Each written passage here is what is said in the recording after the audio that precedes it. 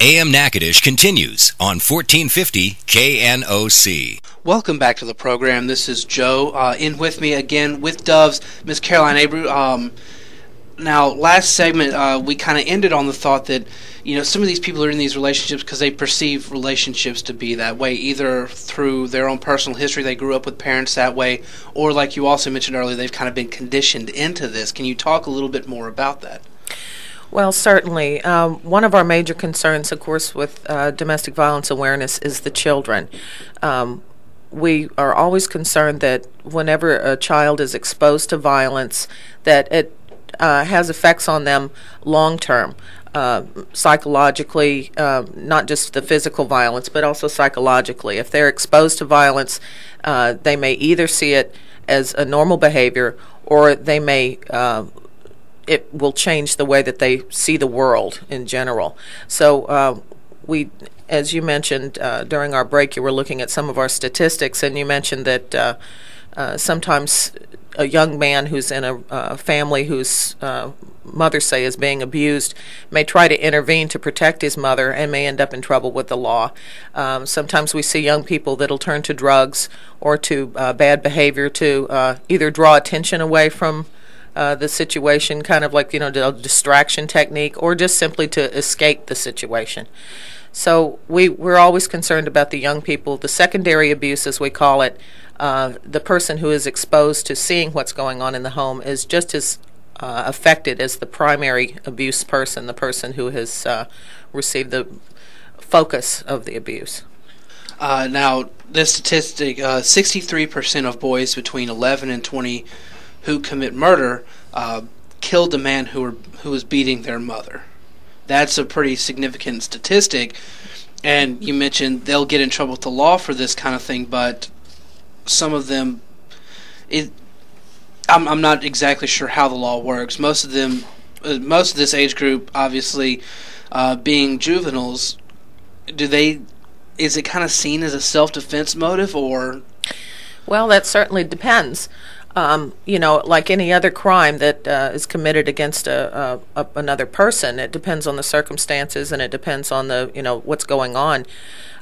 Certainly, there's under the law, crimes of passion, things that happen during a serious event that may be seen differently than something that's premeditated.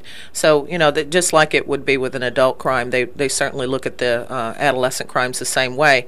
But many times, yes, those sorts of crimes are committed during a time when perhaps a beating is going on, and the child will try to intervene in some way, which of course is more dangerous for the child too, because they can also be injured or killed in the event. So one of the things that we try to teach in safety planning with children is to run for help rather than trying to intervene, because of course, especially with young men, their first impression is to try to protect, and it's important to do that, but the best way that they can do that is to run for help and try to call for someone to come and intervene, the police or someone else who can calm the situation down. Now, this statistic, along with a couple others, is actually on a little pamphlet you handed me during the break. Can you kind of talk about this a little bit? Yes, these purple pads that we've put together. We've worked before with the police department and with the sheriff's department to create an awareness in the community when they go out and do their domestic calls.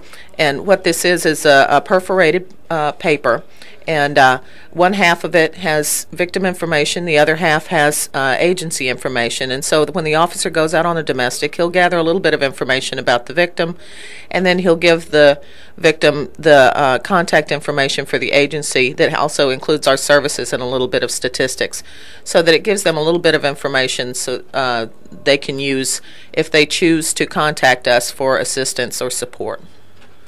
And just having looked at that, again, it is perforated. There's two halves. The left side, I'm guessing that would be the one that the police fill out. That's contact information, the names of any dependents and their age, the issues, threaten to harm or kill you, threaten to harm, kill the kids, things like that the officer would mark down. And then the other half being the half that the victim keeps, it gives a list of your services. It shows those statistics along with the 63%, 70% of men who abuse women will eventually abuse their children. And as violence escalates against the mom, kids' risk of violence grows 300%. That I didn't know either.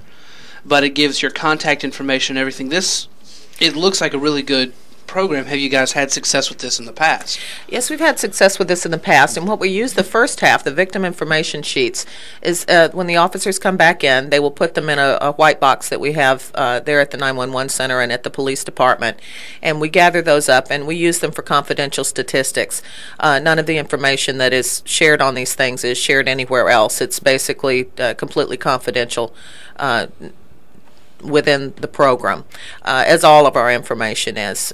We have a very strong confidentiality practice, and anyone who calls us or contacts us for information is assured of that. That anything that they call us or ask us about, they can share with us, and we will keep it in complete confidentiality.